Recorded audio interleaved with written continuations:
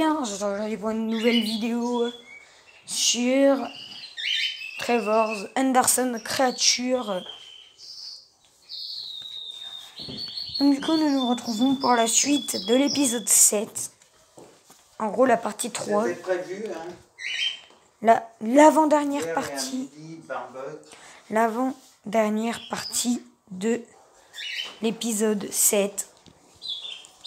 C'est parti, on se retrouve quand on sera là-bas.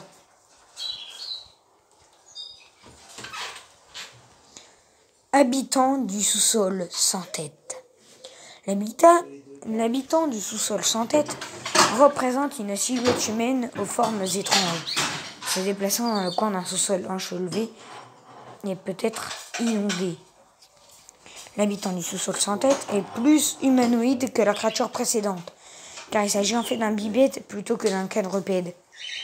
Bien qu'il semble être sévèrement courbé au point qu'il serait capable de marcher à quatre pattes comme un quadrupède, sinon pour ses bras courts. Il est entièrement recouvert de nombreux brins filandreux et fins de muscles, de tendons et de chair. Cette chair est si fine en fait que les os de la créature sont visibles à travers elle. Cette chair est également recouverte de ce qui semble être une sorte de peau ou de fluide translucide qui semble maintenir intacte la chair de la créature. Le torse de la créature, bien que quelque peu humain, ressemble davantage à un animal en raison de ses nombreuses petites côtes et de sa position latérale, comme mentionné précédemment en raison de l'épaisseur de la peau et des muscles. Les côtés sont entièrement visibles sur le monstre, révélant qu'il y a 6 côtés de chaque côté. Les jambes de la créature ressemblent beaucoup à celles d'un humain, bien qu'elle possède la même chair filandreuse et fine que le reste de son corps. Le genou est l'endroit où les os sont les plus visibles. On ne sait pas à quoi ressemblent les pieds, s'il en a. Les cuisses de la créature sont également quelque peu reliées à la partie inférieure du torse par des brins de chair plus fins.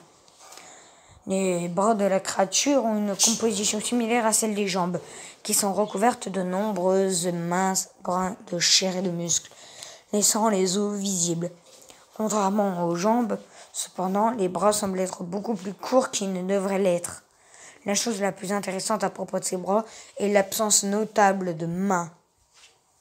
Ils semblent également avoir été arrachés.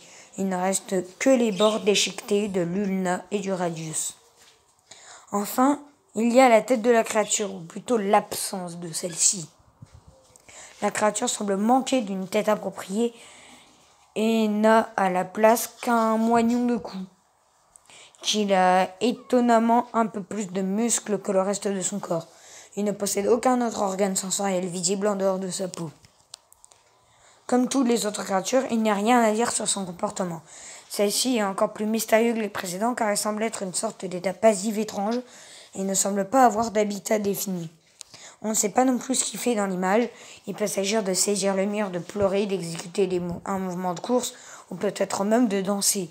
Comme indiqué précédemment, il n'y a pas suffisamment d'informations données pour même former une théorie.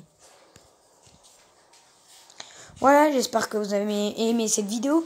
Si c'est le cas, n'hésitez pas à vous abonner, à activer la cloche de notification, à liker toutes mes vidéos. Ciao tout le monde!